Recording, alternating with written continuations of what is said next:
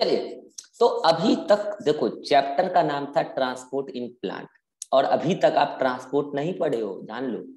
अभी तो आपने बस ट्रांसपोर्ट, देखो एक्चुअल में तो आप एक्टिव और पैसिव ट्रांसपोर्ट पढ़ लिए हैं, मगर जो चैप्टर का हमारा मोटो था, क्या मोटो था याद करो, कि हम प्लांट के अंदर रूट के थ्रू वाटर और मिनरल को एब्जॉर्ब करा के by the means of transport, transport के द्वारा इसको प्लांट के हर ऑर्गन तक पहुंचाएं, हर सेल तक पहुंचाएं। सेल्स के द्वारा, फोटोसिंथेटिक सेल्स के द्वारा लीफ में जो बनाया गया फूड ऑर्गेनिक कंपाउंड, उसको ट्रांसपोर्ट के द्वारा हर सेल, हर ऑर्गन तक पहुंचाया जाए। ये चीज तो अभी हुआ ही नहीं है। अभी तक तो आपने बस active transport, passive transport, pressure, ये सब इम्बाइबिशन, प्लाज्मोलाइसिस पढ़ने में लगे। अब आज जाके आप ट्रांसपायरेशन पढ़ लिया। अब हम चलते हैं चैप्टर के उस सेगमेंट की तरफ जहां पर हम रूट्स के थ्रू पहले क्या करेंगे, मिनरल और वाटर का एब्जॉर्प्शन करेंगे। वो तो ठीक है, कराएंगे। किसका कराएंगे?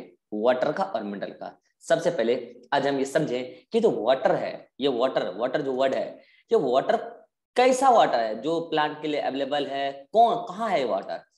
तो हम दो चीजें बात करेंगे। सबसे पहले हम वाटर के सोर्स और सिंक की बात करेंगे। सोर्स और सिंक, इस वर्ड को क्लियर कर लो। देखो, सोर्स वो होता है जहां उस पर्टिकुलर थिंग्स की अवेलेबिलिटी सबसे ज्यादा है। जैसे वाटर की सोर्स, जहां वाटर सबसे ज्यादा हो पर्टिकुलर ऑर्गेनिज्म के लिए, तो वो पर्टिकुलर जगह उस ऑर्गेनिज्म के लिए वाटर का सोर्स माना जाएगा। सिंक वो होता है जहां वाटर का यूटिलाइजेशन होना है, जहां वाटर का यूज होना है। तो मुझे जल्दी से बता दो, सोर्स देखो अलग अलग प्लांट के लिए अलग अलग होगा। जैसे मैं अगर बात करूं कि एक्वेटिक प्लांट के लिए और टर्स्टेल प्लांट के लिए, तो जल्दी से मुझे बता दो एक्वेटिक प्लांट के लिए वाटर का सोर्स क्या होगा?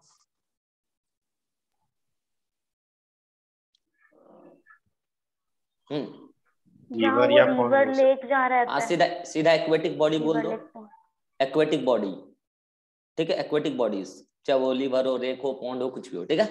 टर्स्टेल प्लांट के लिए land, soil, underground water, soil, soil, ठीक है। सॉइल में वाटर अवेलेबल है और उसको रूट एब्जॉर्ब करेगा। चलो ठीक है। सिंक, चाहे वो टर्स्टेल प्लांट हो, चाहे वो टर्स्टेल प्लांट हो या फिर एक्वेटिक प्लांट हो, सिंक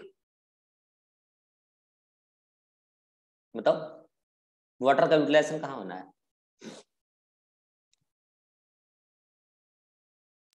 लिफ्ट में। हाँ, मुझे पता था आप लोग में से ज्यादा बच्चे ही जवाब देंगे, क्योंकि आप फोटोसिंथेसिस पढ़ चुके हैं। CO2 react with water to produce organic compound. भाई साहब, आपको पता नहीं है, आप मेटाबॉलिज्म भी पढ़ चुके हैं। वाटर की need each and every cell को है, ना केवल प्लांट, दुनिया के हर लिविंग ऑर्गेनिज्म को वाटर की रिक्वायरमेंट है। ऑल सेल ऑफ प्लांट, भाई साहब, प्लांट की हर सेल को वाटर की रिक्वायरमेंट है। ईच एंड एवरी सेल का साइटोप्लाज्म का मेजर कंस्टिट्यूएंट्स है वाटर, जहां मेटाबॉलिक रिएक्शन चल रहा है। तो ये तो बात होगी सोर्स और सिंक की। चलो अब मैं जल्दी से आपसे बात कर लूं कि जो वाटर है, ये ठीक है, आप सोर्स और सिंक आप समझ चुके हैं। अगर चाहे तो स्क्रीनशॉट ले ले। कुछ छोटी छोटी सी बातें हैं जो मैं लिखता हूँ बोर्ड पे, कॉपी में नहीं है, जैसे आप इसका स्क्रीनशॉट लेके साइड में लगा सकते हैं। तो अब मैं इतना नहीं बोलूंगा, आप बड़े हो चुके हैं, ठीक है। हाँ, तो ये वाटर का सोर्स और सिंक हो गया, क्योंकि छोटा छोटा क्वेश्चन पूछ लिया जाता है एग्जाम में कई बार, ठीक है। अब मैं बात कर रहा हूँ कि ये वाटर जो है, ठीक है, हम यहाँ कौन सा प्लांट पढ़ रहे हैं, मैं आपको डे फर्स्ट से क्या बता रहा हूँ, हम यहाँ पे किस प्लांट का मैकेनिज्म पढ़ रहे हैं, ट्रांसपोर्ट, ट्रस्टेड प्लांट हम पढ़ रहे हैं। तो अब हम देखेंगे कि सॉइल में कौन कौन से टाइप के वाटर अवेलेबल हैं। तो मैं आपके सामने सॉइल बना रहा हूं। This is the soil. जैसे मान लो ये सॉइल पार्टिकल है, सॉइल पार्टिकल है, मान लो कि ग्राउंड सरफेस है, ठीक है, ये सॉइल है पूरा। अब मुझे बताओ, ये जो सॉइल पार्टिकल पार्टिकल के बीच में स्पेस है, उस स्पेस को हम क्या कह सकते हैं, जल्दी बताओ। अरे इंटर पार्टिकल स्पेस, सिंपल सी बात है। अब सुनना ध्यान से, इसमें कुछ कुछ वाटर कैसे कैसे कौन है मैं दिखा रहा हूं। देखो, कुछ वाटर ऐसे है जो इंटर पार्टिकल स्पेस के बीच में ये वाटर मॉलिक्यूल है, दिख रहा है, this one, this one, this one, जो एकदम कहाँ है, इंटर पार्टिकल स्पेस के बीच बीच में रखा हुआ है, पड़ा हुआ है। चलो जी ठीक है, ये पड़ा हुआ है। This water is called as capillary water. CP लिख दो शॉर्ट में चलेगा, capillary, CW, CP, capillary water, ठीक है। एक तो ये हुआ। चलो दूसरा, दूसरा मैं वाटर का कैटेगरी बता रहा हूं। ये जो सॉइल का पार्टिकल है उसके सरफेस पर चिपका हुआ दिख रहा है वाटर, उसके सरफेस पर चिपका हुआ दिख रहा है, अडहेयर, अडहेयर्ड ना कि एब्जॉर्ब्ड, एडजॉर्ब्ड, उसकी सरफेस से चिपका हुआ वाटर दिख रहा है, ये देखो दिख रहा होगा, दिख रहा है, देखो एटम सॉइल पार्टिकल के साथ साथ उसका सरफेस से चिपका हुआ, this water is called as hygroscopic water, HW लिख दूं, हाइग्रोस्कोपिक वाटर। थर्ड वाटर देखो, थर्ड कैटेगरी ऑफ वाटर, पीला कलर से बनाता हूं, ये जो सॉइल पार्टिकल है उसके अंदर कुछ वाटर है जो एकदम केमिकली उसके साथ रिएक्ट कर गया है, सॉइल पार्टिकल के साथ रिएक्ट करके उसके साथ रिएक्ट कर चुका है, केवल चिपका हुआ नहीं है, उसके साथ रिएक्ट कर चुका है, दिख रहा है, सॉइल पार्टिकल के साथ वो रिएक्ट कर चुका है। This water is called as chemically combined water, वहां लिखा था CPW मतलब कैपिलरी वाटर, यहां लिख रहा हूं केमिकली कॉम्बाइंड वाटर। एक वाटर और है, गौर से आप देखो, सॉइल पार्टिकल जो होता है ना, पूरे अंदर तक सॉइल नहीं, आपको पता होगा, जब आप धरती को मतलब कि सॉइल सरफेस को पेनिट्रेट करते जाएंगे तो एक समय ऐसा आएगा कि सॉइल खत्म और पानी मिलना शुरू हो जाएगा। कितने लोग ये एक्सपेरिमेंट देखे हैं? अगर आप सॉइल को पेनिट्रेट करते जाएंगे तो एक लेवल ऐसा आएगा कुछ फीट के बाद कि सॉइल नहीं दिखेगा, केवल पानी दिखेगा, उसको बोलते हैं नीचे केवल पानी पानी रहता है। फिर ये दिख रहा है, उसका सॉइल पार्टिकल बहुत लेस होगा, पानी ही पानी होगा। This water is called as ground water, this is called as ground water. तो जल्दी से बताओ सॉइल में कितने प्रकार के वाटर हैं, जल्दी बोलो। चार। Capillary water, hygroscopic water, chemically combined water और ग्राउंड वाटर। कैपिलरी वाटर कौन है, जो कहां मौजूद है, जल्दी बोलो। इंटर पार्टिकल स्पेस में मौजूद है। हाइग्रोस्कोपिक वाटर कौन है, जो सॉइल सरफेस के, सॉइल पार्टिकल के सरफेस पर मौजूद है, एडहेयर्ड है, एडहेयर्ड मतलब एडजॉर्ब्ड है। केमिकली बॉन्डेड वाटर, जो सॉइल पार्टिकल के साथ केमिकली रिएक्टेड है, केमिकली बॉन्डेड है उसके साथ, केवल चिपका नहीं, केमिकली रिएक्टेड है उसके साथ। और ग्राउंड वाटर, जो इसको बोलते हैं वाटर टेबल, किसको, ये जो कॉलम है ना, ये वाला कॉलम, जहां तक की कैपिलरी वाटर है, जहां तक सॉइल सरफेस अच्छे से दिख रहा है, इसको बोलते हैं हम लोग वाटर टेबल। इसको क्या बोलते हैं, वाटर टेबल। तो जो बिलो वाटर टेबल है पानी, उसको क्या बोलते हैं, ग्राउंड वाटर। अब यहाँ पे प्लांट उगा दें, चलो ये है प्लांट, ठीक है, स्टेम, ये इधर स्टेम ब्रांच है, फिर उसके बाद इससे लीफ, जो भी है अब आप जान रहे हैं, रूट स्टेम लीफ आप पढ़ चुके हैं मॉर्फोलॉजी में, ठीक है। अब मुझे बता दो, ये अंदर अंदर प्लांट का अंदर कौन सा सिस्टम होता है, रूट सिस्टम या शूट सिस्टम, जल्दी। Root system. तो मैं अंदर की तरफ क्या लेके जा रहा हूँ, रूट सिस्टम। ये मान लो रूट सिस्टम जा रहा है, ये कौन सा रूट है, प्राइमरी रूट। ये कौन सा रूट है, प्राइमरी रूट। उससे कौन निकला, सेकेंडरी रूट। देखो निकल रहा है, सेकेंडरी से कौन निकलेगा, टर्सरी रूट। अब मुझे जल्दी से बताओ, क्या मैंने एनाटॉमी में आपको रूट का डिफरेंट जोन पढ़ाया है एनाटॉमिकली, चाहे वो प्राइमरी रूट हो या सेकेंडरी या टर्सरी रूट, उसका डिफरेंट डिफरेंट जोन होता है, क्या वो मैंने आपको पढ़ाया है, यस और नो, जल्दी बताओ। देखो ये जो सबसे नीचे वाला जोन होता है, और जो अच्छा मुझे बताओ कि सबसे नीचे वाला कौन सा जोन होता है, zone of meristematic zone, मेस्मेटिक zone. उसके थोड़ा सा ऊपर कौन होता है, zone of maturation, sorry zone of elongation, और सबसे ऊपर कौन होता है, जोन ऑफ मेचुरेशन। याद आ रहा है कुछ, ऐसे इसमें भी होगा, सबसे नीचे क्या होगा, मेस्मेटिक जोन, फिर जोन ऑफ इलोंगेशन, और सबसे ऊपर में कौन होगा, जोन ऑफ मेचुरेशन। फिर यहाँ पे भी कौन होगा, मेचुरेशन, बीच में कौन होगा, जोन ऑफ इलोंगेशन, सबसे ऊपर कौन होगा, जोन ऑफ मेचुरेशन। ऐसे यहाँ होगा meristematic zone, zone of elongation, zone of maturation. ऐसे इधर होगा जोन ऑफ मेचुरेशन, सबसे इधर की तरफ, बीच में होगा जोन ऑफ इलोंगेशन, और सबसे उधर जोन ऑफ मेस्मेटिक जोन। अब आपको पता है जो ट्रस्टेड प्लांट है उसके किनारे पर क्या लगा होता है, जो ट्रस्टेड प्लांट है उसके सबसे किनारे पर कुछ लगा होता है, कोई बताएगा। जो मेस्मेटिक जोन है वहां पे थंब लाइक स्ट्रक्चर लगा होता है, नाम याद है, thumb like structure, root cap. क्यों होता है रूट कैप, क्यों होता है रूट कैप, बताया गया आपको, प्रोटेक्शन के लिए होता है। हाँ, ताकि इस मेस्मेटिक जोन को चोट ना लग जाए। और एक काम है इसका, ग्रेविटी को फील करना, ग्रेविटी को फील करना। अदरवाइज ग्रेविटी फील नहीं होगा ना तो ये ऊपर से भागते चलेगा उधर, नहीं, ऐसा नहीं होता है। इसको धीरे धीरे ग्रो करते नीचे ही जाना है, ग्रेविटी को परसीव करता है। इस सब बात मैं आपको पढ़ा चुका हूँ। अब समझना ध्यान से, अब आपको पता होगा ये 3 जोन है, zone of meristematic zone, zone of elongation, zone of expansion. किस जोन से रूट हेयर निकलता है? जल्दी बोलो, किस जोन से रूट हेयर निकलता है? फास्ट, रूट हेयर किस जोन से निकलता है? जोन ऑफ मेचुरेशन, जो सबसे ऊपर की तरफ है। इलोंगेशन में तो बस सेल इलोंगेट हो रही है, अभी मैच्योर कहाँ हो रही है। जोन ऑफ मेचुरेशन से क्या निकलता है? Root hairs. ठीक है, तो ये मैं रूट हेयर निकाल दूं यहाँ पे, ये देखो, इससे रूट हेयर निकाला, इससे रूट हेयर, इससे तो बड़े बड़े रूट हेयर होंगे क्योंकि सबसे पहले उसी से निकला है रूट हेयर। देखो निकल रहे हैं, इससे भी रूट हेयर निकले हैं, इससे भी रूट हेयर निकले हैं। जोन ऑफ मेचुरेशन से क्या निकल रहा है? रूट हेयर निकल रहा है। और यही रूट हेयर, ये क्या है? दिस इज रूट हेयर, लिख दूं इधर, रूट हेयर। यही रूट हेयर रेस्पॉन्सिबल है वाटर एंड मिनरल एब्जॉर्प्शन के लिए। बच्चा मैं आपको एक बात क्लियर कर देता हूं, all the zone of root is responsible for water and mineral absorption. Yes, entire root is responsible for mineral absorption of water and mineral. मैं टेरेस्ट्रियल प्लांट की बात कर रहा हूं। एक्वेटिक प्लांट में पता है, एक्वेटिक प्लांट में जनरल बॉडी सरफेस, पूरी की पूरी प्लांट ही जब पानी में है तो उसकी जनरल बॉडी सरफेस वाटर को डायरेक्ट अप्लाई कर लेती है by the process of reduction. ठीक है, उसका अलग में हम वो नहीं पढ़ते हैं यहाँ पे, हम टेरेस्ट्रियल प्लांट का पढ़ रहे हैं, वही पढ़ा रहे हैं, वही सिलेबस में।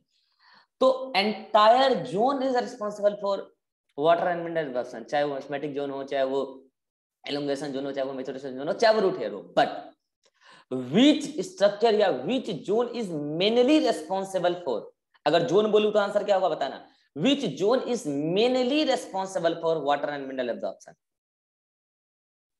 Zone of maturation. But which structure is mainly responsible for water and mineral absorption? Root hair. क्योंकि अगर कोई बोले रूट हेयर क्यों, तो अब मुझे बताओ, अगर ये रूट हेयर लंबा लंबा सा है, रूट हेयर लंबा लंबा सा है, रूट हेयर लंबा लंबा सा है, तो मुझे जल्दी से बताओ सरफेस एरिया सबसे ज्यादा किसका है? Root hair. सरफेस एरिया सबसे ज्यादा रूट हेयर का, और जिसका सरफेस एरिया सबसे ज्यादा वही वाटर के कांटेक्ट में सबसे ज्यादा आएगा और वही वाटर का एब्जॉर्प्शन सबसे ज्यादा करेगा। Now my question is that, आपको क्या लगता है कि रूट हेयर कौन सा वाटर एब्जॉर्ब करेगा? Capillary water, hygroscopic water, chemically bonded water या ग्राउंड वाटर? सोच समझ के आंसर देना, आराम से, जल्दीबाजी मत करना, और जो आंसर देगा उसको एक्सप्लेनेशन भी देना पड़ेगा, सोच समझ के। आज ये बात, तुम्हारा क्या आंसर है? Capillary water. अच्छा विवेक? सर सब होगा, कैपिलरी वाटर को छोड़ के बाकी सब होगा। चलो, कैपिलरी वाटर को छोड़ के बाकी सब होगा। भाई सभी तो आंसर बिल्कुल अपोजिट बोल दिया। चलो सृष्टि रीजन बताओ, क्यों रूट हेयर, क्यों कैपिलरी वाटर को ही केवल क्यों ऑब्जर्व करेगा? सर कैपिलरी वाटर जो है सॉइल के पोर्स में होता है, और जो रूट हेयर है वो इजीली पोर्स में घुस जाएगा। चलो समझो, माइक बंद करो, माइक बंद करो। देखो 4 टाइप का वाटर है सॉइल में, जिसमें से कैपिलरी वाटर और ग्राउंड वाटर फ्री वाटर है। फ्री वाटर मतलब समझते हो, वो किसी सोल्यूट के साथ अट्रैक्टेड नहीं है, वो किसी सोल्यूट के साथ बॉन्डेड नहीं है, ये दोनों फ्री वाटर है।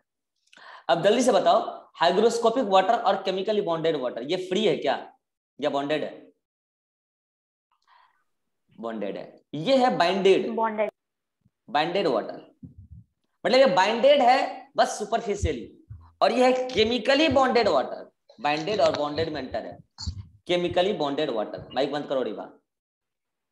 केमिकली बॉन्डेड वाटर और ये वाला है रिवा, माइक बंद करो। बाइंडेड वाटर और बॉन्डेड वाटर, ठीक है। अब आप ध्यान लगा के देखो कि वाटर तो फ्री कैपिलरी वाटर भी है और ग्राउंड वाटर भी है, और जान लो रूट हेयर किसी भी बाइंडेड वाटर को जबरदस्ती नहीं छीन सकता है। रूट हेयर फ्री वाटर को बस अपने सरफेस से एब्जॉर्ब कर लेगा। प्रोसेस क्या होगा वो भी हम देख लेंगे, पैसिव भी होता है, एक्टिव भी होता है, मेनली पैसिव होता है, वो सब अभी हम देख लेंगे। फील करा रहा हूं मैं वाटर एब्जॉर्प्शन होता कैसे, फील करो बोटनी को। अब देखो रूट हेयर इतने भी बड़े नहीं होते हैं और इतने भी लंबे नहीं होते हैं कि वो ग्राउंड वाटर तक पहुंच जाए, वो ग्राउंड वाटर तक पहुंच ही नहीं पाते हैं। और जब वो ग्राउंड वाटर तक पहुंच ही नहीं पाते, पहुंचने की जरूरत भी नहीं है क्योंकि कैपिलरी वाटर ऑलरेडी बहुत अवेलेबल है, ग्राउंड वाटर तक पहुंच ही नहीं पाते हैं तो वो क्यों उसको एब्जॉर्ब करेंगे। लेकिन हाँ एक बात सुनना ध्यान से, कुछ पर्टिकुलर प्लांट के अंदर रूट हेयर इतने इलोंगेट हो जाते हैं, इतने इलोंगेट हो जाते हैं कि वो ग्राउंड वाटर को भी एब्जॉर्ब कर लेते हैं। बस बहुत रूट हेयर वहां पहुंच जाए, वाटर तो फ्री है, ले ही लेंगे। और ऐसा कौन प्लांट है, अंदाजा लगा कौन प्लांट हो सकते हैं, जो जीरोफिटिक प्लांट है। बोलो क्यों, जीरोफिटिक प्लांट में कैपिलरी वाटर ज्यादा या कम, कम, क्योंकि वहां टेम्परेचर बहुत ज्यादा है एटमॉस्फेयर का, तो कैपिलरी वाटर इवोपरेट होके एटमॉस्फेयर में चल जाता होगा, ग्राउंड वाटर वहां पे जो सॉरी कैपिलरी वाटर बहुत कम होगा। तो वहां पे जैसे कि कैलोट्रोपिस का पेड़ है, ये एक जीरोफिटिक प्लांट है, तो उसका जो रूट हेयर है एडेप्टेशन के तौर पे बहुत लंबा हो गया है। उसका रूट हेयर इतना लंबा हो गया कि ग्राउंड वाटर तक पहुंच के ग्राउंड वाटर को एब्जॉर्ब कर रहा है। एक्सेप्शनल केस है टेरेस्ट्रियल प्लांट में, वो एक्सेप्शनल केस है। जीरोफिटिक प्लांट अपने रूट हेयर को लंबा कर चुका है ग्राउंड वाटर को एब्जॉर्ब करने के लिए, otherwise ground water normal terrestrial plant absorb नहीं करता है, उसका काम कैपिलरी वाटर से चल जाता है। रही बात हाइग्रोस्कोपिक वाटर और केमिकली बॉन्डेड वाटर को कोई भी यूज नहीं कर सकता है, क्यों, क्योंकि वो ऑलरेडी किसी के साथ बॉन्डेड है। ये तो केमिकली बॉन्डेड है, परमानेंट बॉन्डिंग है, और इसका एक एडहेरेंस है सॉइल सरफेस के साथ, इसीलिए रूट हेयर्स कभी भी कैपिलरी वाटर के और ग्राउंड वाटर के अलावा कभी भी वो हाइग्रोस्कोपिक वाटर और केमिकली बॉन्डेड वाटर को एब्जॉर्ब नहीं कर सकता है। अब सुनना, इन जनरल कौन सा वाटर अवेलेबल है प्लांट के लिए, जल्दी बताओ, इन जनरल कौन सा वाटर अवेलेबल है, capillary water. Capillary water, and the available water for the plant is called as chresard, called as chresard, ये एक टर्म है chresard. And unavailable water for the plant is ये जैसे hygroscopic water, chemically bonded water, and mostly ground water also unavailable for plant, except some plant. These are called as ecard. These are called as ecard. And this ecard and crizard together known as hollard. Together known as hollard. So what is hollard? जल्दी बोलो. Total water available in soil is hollard, in which crizard is available water for the plant, that is capillary water. And ecard is unavailable water present in present in soil which is unavailable for the plant is called as ecard. And ecard and crizard together known as hollard. कितनों कहां तक clear हो गया, हाथ खड़ा करो जल्दी से। ये है वाटर की अवेलेबिलिटी सॉइल के अंदर। अगर ये सब डायग्राम बनाना है वो सब आपकी मर्जी है, मैं तो समझाने के लिए बना रहा हूँ, ठीक है, बनाऊंगा। अब इकार्ड, क्रिसार्ड, होलार्ड ये सब आपको क्लियर हो चुका है। Capillary water, hygroscopic water, chemically bonded water और ग्राउंड वाटर, ये सारी बातें आपको क्लियर हो चुकी है। अब जैसे कि मैंने कहा कुछ प्लांट ऐसे होते हैं, जैसे कि मैंने बोला केलोट्रोपिस, बोला ना केलोट्रोपिस, ऐसे ही अकेसिया, मैंने आपको पहले भी बताया मॉर्फोलॉजी में, अकेसिया कैसा प्लांट होता है, जीरोफिटिक प्लांट, हेलो। ऐसे प्लांट होता है कैपेरिस, ऐसे प्लांट होता है यूक्लैप्टस, ऐसे प्लांट होता है प्रोसोपिस। वैसे ये दोनों एग्जांपल याद रख लोगे काम चल जाएगा, वैसे दोनों एग्जांपल याद रख लोगे काम चल जाएगा, केलोट्रोपिस, अकेसिया। अदरवाइज इस दोनों एग्जांपल को भी याद रख लोगे तो ज्यादा बढ़िया रहेगा, कैपेरिस, यूक्लैप्टस और प्रोसोपिस। ये सब ऐसे प्लांट हैं जिनका रूट हेयर इतना पेनिट्रेट कर जाता है, इतना पेनिट्रेट कर जाता है कि ग्राउंड वाटर को भी एब्जॉर्ब कर लेता है। अब मैं आपको एक बात इंफॉर्मेशन यहाँ पे देना चाहूंगा, दो टर्म है, एक टर्म है फील्ड कैपेसिटी और एक टर्म है विल्डिंग कोफिशिएंट। विल्डिंग कोफिशिएंट, इस बात को समझना, सुना मेरा बात ध्यान से। एक बार पता है ये लीफ ऐसी क्यों है, ये अगर फ्लावर है तो ये फ्लावर ऐसा ही क्यों है, क्यों, कल को लीफ ऐसा भी तो हो सकता है, सुना ध्यान से, मुरझा भी तो सकता है, कल को फ्लावर भी मुरझा सकता है कि नहीं मुरझा सकता है, दिमाग लगा के बताओ। लीफ का स्ट्रक्चर, फ्लावर का स्ट्रक्चर एक पर्टिकुलर शेप में किस पर्टिकुलर प्रेशर की वजह से मेंटेन्ड है, आंसर इज टर्गर प्रेशर। अगर टर्गर प्रेशर है तो सेल अपने बाहर की तरफ एक प्रेशर लगा रहा है जिसकी वजह से उसकी टर्जिडिटी मेंटेन है और सेल अपने आप को एक पर्टिकुलर शेप में कर पा रहा है, तो ऑर्गेन एक पर्टिकुलर शेप में रह पा रहा है। कल को अगर टर्गर प्रेशर घट जाए, बताओ टर्गर प्रेशर कब घटेगा, जब सेल के अंदर वाटर कंटेंट बढ़ जाए कि घट जाए, घट जाएगा तो घट जाए। और जब सेल के अंदर वाटर कंटेंट घट जाएगा तो टर्गर प्रेशर डिस्टर्ब हो जाएगा, तो सेल जब अपना शेप मेंटेन नहीं कर पाएगा तो ऑर्गन का भी अपना शेप मेंटेन नहीं हो पाएगा। और सुना ध्यान से, यही कंसेप्ट है छुई मुई के पेड़ में, आपने सुना होगा मिमोसा छुई मुई का पेड़। जैसे आप उसके लीफ को छूते हैं तो उसके अंदर जो परसेप्टिंग ऑर्गन है जो उस स्टिमुलस को रिसीव करता है, छूते ही वहां का टर्गर प्रेशर, मतलब वहां के सारे के सारे जो सोल्यूट कंपोनेंट है, वाटर कंपोनेंट है, वो सब आके कहा जाते हैं लीफ के बेस पर। लीफ बेस फूल जाता है, वहां से सारा मटेरियल मूव करके कहा जाता है लीफ बेस के पास। लीफ बेस तो फूल जाता है, लेकिन पत्तियां की जो स्ट्रक्चर है उसका वाटर लॉस और मिनरल लॉस सब हो जाता है, टर्गर प्रेशर घट जाता है, उसकी वजह से लीफ मुरझा जाती है। फिर थोड़ी देर बाद जैसे स्टिमुलस मिलना बंद हुआ, आपने उसको छुआ, स्टिमुलस मिलना बंद हुआ, तो ये सारा मटेरियल फिर मूव करके वहीं पहुंच जाता है, फिर उसका शेप मेंटेन हो जाता है। This is due to the change in turgor pressure, change in turgidity. तो अब मुझे एक बात जल्दी से बता दो कि अगर विल्टिंग का मतलब होता है मुरझाना, अगर पत्तियां मुरझा रही है तो मुरझाएगी तब जब वाटर लॉस होगा, लेकिन क्या थोड़ा सा वाटर लीफ के सेल से निकल गया तो पत्तियां मुरझा जाएगी, ऐसा है क्या? नहीं नहीं, ऐसा नहीं है। एक लिमिट होगा ना, एक कॉफिशिएंट होगा ना कि इतना वाटर के नीचे जैसे ही गिरेगा तो पत्तियां मुरझा जाएगी। और ये अलग अलग पत्तियों के लिए अलग अलग है, अलग अलग प्लांट के लिए अलग अलग है। तो that amount of water below which leaf will show wilting, that amount of water is called as wilting coefficient. पानी की वो मात्रा, अमाउंट जिसके नीचे, जिसके जस्ट नीचे, जैसे बोलते हैं ना 30% नंबर पास होना जरूरी है, अगर आपका मार्क्स 29.99% भी आया तो आप फेल हैं, यस और नो? तो मुझे जल्दी से बताओ पासिंग कोएफिशिएंट क्या है, 29.99% या 30%? 30% is passing coefficient. 30% is passing coefficient ये बता रहा है कि 30% से नीचे आया कि आप फेल हो जाएंगे, मतलब आपको मिनिमम पास करने के लिए 30% एग्जाम में चाहिए। तो विल्टिंग कोएफिशिएंट क्या है कि वो मात्रा कि जितने मात्रा तक अभी लीफ मुरझाया नहीं है उससे नीचे होगा कि लीफ मुरझा जाएगा। क्यों? क्योंकि इसके टर्गर प्रेशर इतनी लूज हो जाएगी कि विल्टिंग आ जाएगा। तो what is wilting coefficient? Wilting coefficient is, यहां है, is the poor amount of water below, इस वर्ड को अंडरलाइन करो, बिलो। 29.99% पासिंग कोएफिशिएंट नहीं है, 30% है। Below which wilting occurs in leaves of plant in an area is called as wilting coefficient. ये तो विल्टिंग। एक टर्म आता है field capacity. What is field capacity? एक पर्टिकुलर एरिया में, खेत में, किसी पर्टिकुलर एरिया में सॉइल में टोटल अवेलेबल वाटर क्या है? होलार्ड। प्लांट के लिए अवेलेबल क्या है? क्रिजार्ड। कौन अनअवेलेबल है? इकार्ड। तो मैं कह रहा हूं कि एक हर एरिया की एक जैसी होलार्ड नहीं होती है, हर एरिया में सेम वाटर नहीं है। राजस्थान में चल जाओ, वहां के 1 किलोमीटर में तुम पानी का कंटेंट देखो, बिहार में देखो, पंजाब में देखो, मध्य प्रदेश में देखो, अलग अलग है। तभी तो हर जगह खेती अलग अलग हो रहा है। अब जो प्लांट सूखे में ही उगते हैं राजस्थान में ज्यादा बढ़िया होगा, जो प्लांट नमी वाले सॉइल में उगते हैं जिसमें अच्छा खासा वाटर कंटेंट हो, फिर उसके लिए आप यूपी, बिहार, पंजाब आइए। तो इस तरीके से क्या है कि हर एरिया में, हर फील्ड में, सॉइल में वाटर अलग अलग अमाउंट में अवेलेबल है। The maximum amount, the capacity, the maximum water holding capacity of soil of an area is called as field capacity.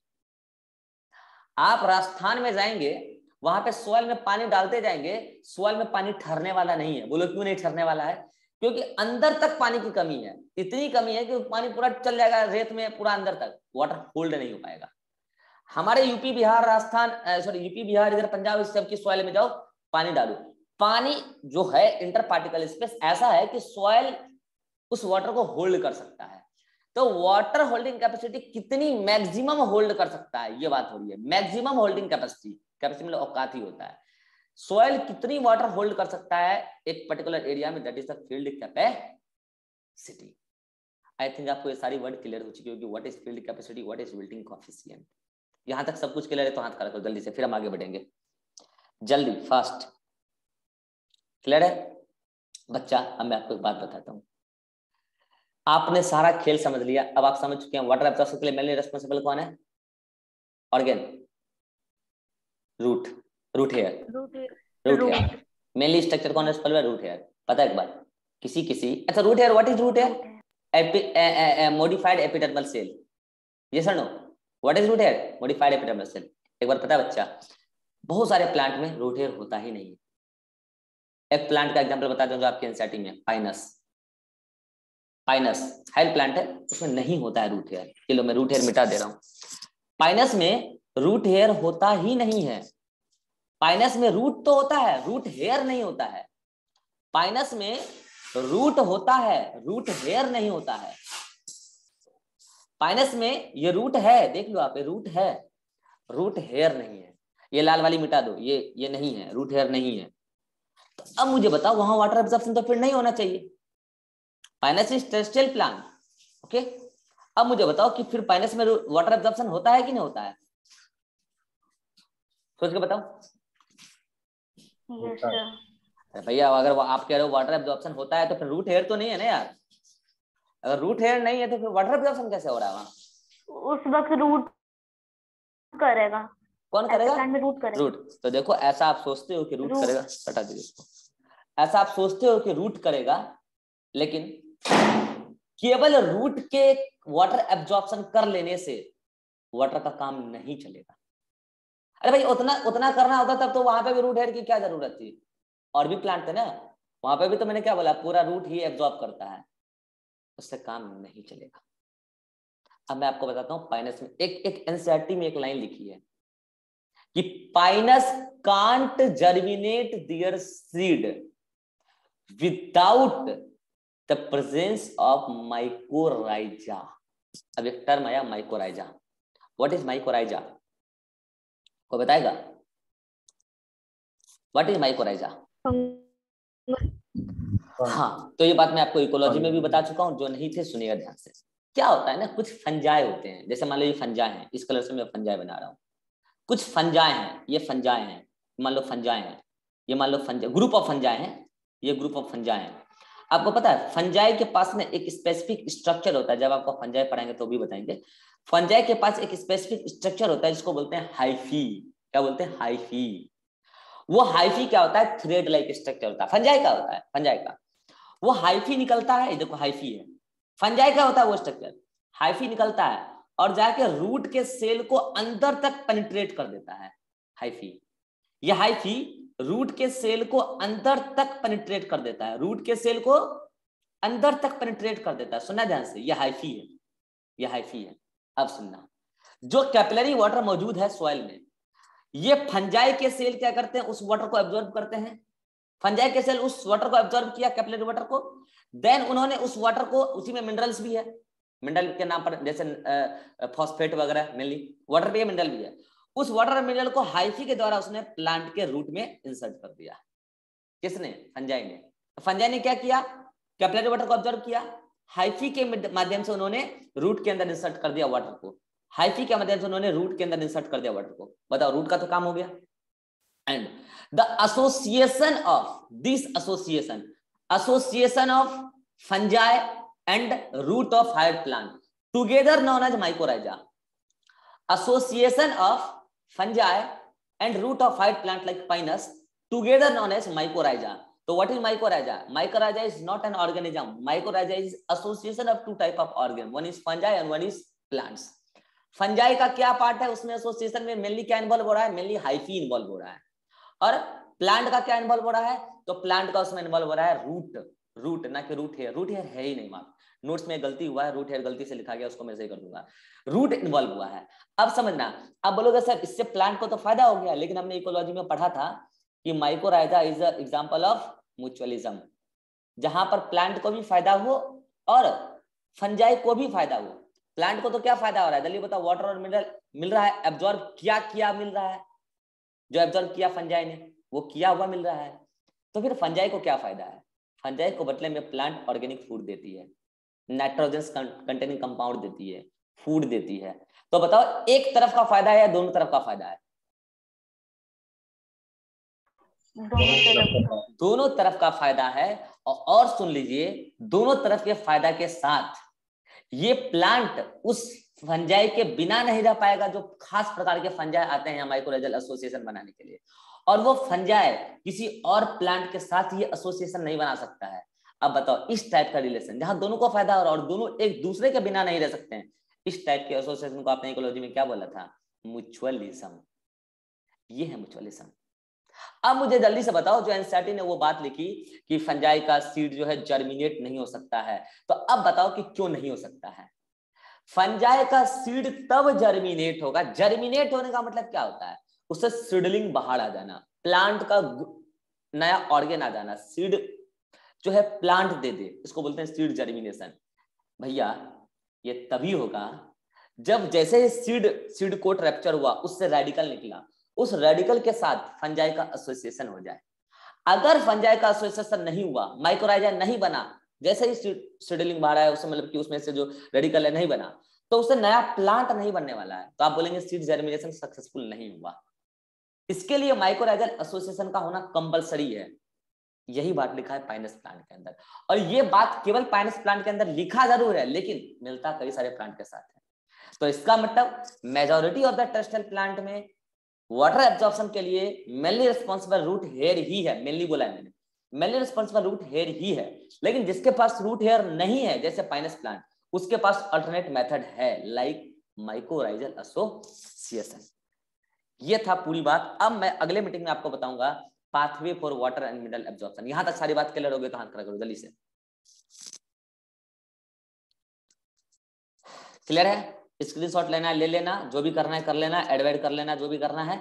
अब नोट्स में क्या है, एक थोड़ा सा मिस्टेक है डायग्राम में, ठीक है? यहाँ पे अभी जो मैंने बताया ना फंजाई वाला बात, वो यहाँ है। कहाँ है? ये रहा, इधर है वो।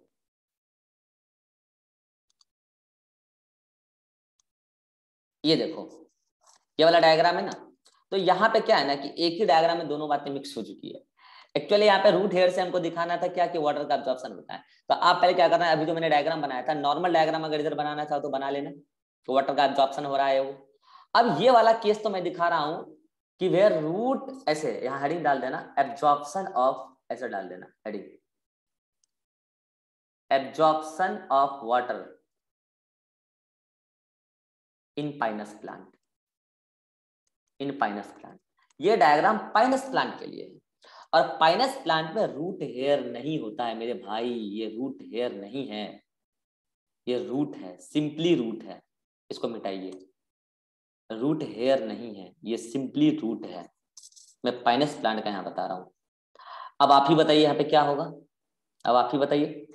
ये फंजाई है, और ये फंजाई का हाइफी देख रहे हो, हाइफी इधर से वाटर में एब्जॉर्ब किया, उधर प्लांट के रूट के साथ एसोसिएशन है, and this association is called as mycorrhiza. Root इसको दे रहा है फूड, और ये उसको दे रहा है मिनरल, मिनरल विथ वाटर, ऐसे बोल सकते हो, मिनरल विथ वाटर। ठीक है? स्क्रीनशॉट लो, सही कर लेना इसको, जल्दी से स्क्रीनशॉट लो। स्क्रीनशॉट ले लिया, हेडिंग में डाल लेना। अब देखो अगले पेज पे इसका एक्सप्लेनेशन भी लिखा हुआ है, वो एक्सप्लेनेशन आप एक बार जल्दी से रीड करो, तब आपको सारी बातें क्लियर हो जाएगी। क्या लिखा हुआ है पढ़ो। अब माइकोराइजा इज सिम्बायोटिक, सिम्बायोटिक मतलब दोनों एक साथ रहेंगे, association of fungus with a root system. यहाँ पाइनस प्लांट की बात चल रही है। द फंगल फिलामेंट, ये हाइफी की बात चल रही है, forms a network around the young root, जो अभी रूट बने, जस्ट ताजा ताजी गर्मा गर्म रूट, और दे पेनिट्रेट द रूट सेल्स, उसके साथ रूट सेल के साथ पेनिट्रेशन करते हैं। The hyphae have a very large surface area, उतनी लार्ज सरफेस एरिया जितनी नॉर्मल प्लांट में रूट हेयर के पास होती थी। That absorb mineral and ions, जो कि सॉइल से मिनरल एंड आयन एब्जॉर्ब किए, ये हाइफी फंजाई का पार्ट है, एब्जॉर्ब किए, and water from the soil, अब मच लार्जर वॉल्यूम, बहुत सारा वाटर और मिनरल एब्जॉर्ब किए सॉइल से, सॉइल का। एक मिनट रुक जाना, हेलो,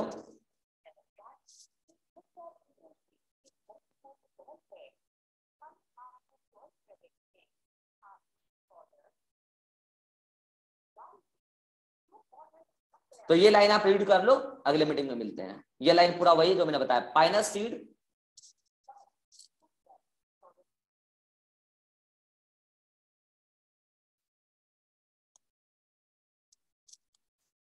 हाँ जी, तो ये लाइन वही पढ़ लो। हाँ कहाँ पे चला है, the hyphae have a very, कहाँ गया, हाँ ये, अब मार्शल बोलो that perhaps root can not do, क्या लिखा है समझ में आया? ये एनसीईआरटी की लाइन है कि हाइफी जितना, ये अभी तो सृष्टि बोल रही थी कि रूट हेयर नहीं है तो क्या हुआ, रूट से काम चल जाएगा, नहीं चलेगा भाई। तभी तो एनसीईआरटी ने लिखा है कि जितना हाईवी वाटर मिनरल एब्जॉर्ब करके देगा उतना रिक्वायरमेंट है प्लांट को, और उतना रूट अकेले नहीं कर सकता। शायद root can not do, perhaps मतलब शायद उस तरह रूट अकेले नहीं कर सकता है, एनसीईआरटी खुद कह रही है। The fungus provides mineral and water to the root in turns, बदले में रूट प्रोवाइड सुगर मतलब carbohydrate food and nitrogen containing compound to the mycorrhiza, मतलब symbiotic association, mutualism. Some plants है, ये उसी के बारे में बात कर रहा है। Some plants have an obligate association with mycorrhiza, for example Pinus. For example Pinus seed can not germinate and establish without, इसका मतलब है विदाउट प्रेजेंस ऑफ माइकोराइजा। ये एनसीईआरटी की लाइन है भाई साहब, अच्छे अच्छे बच्चे कंफ्यूज होकर घूमते रहते हैं मार्केट में। क्लियर है? अब अगले मीटिंग में भी आपको हम बताने वाले हैं the pathway of water in root, root absorb होकर किस पाथ से पहुंचेगा कहां। आइए मिलते हैं अगले मीटिंग में और बात करते हैं। यहां तक किसी को कोई दिक्कत है? हाँ भाई सृष्टि, नो सर। रिभा, नो विवेक, नो सर। चलिए मिलते हैं अगले मीटिंग में।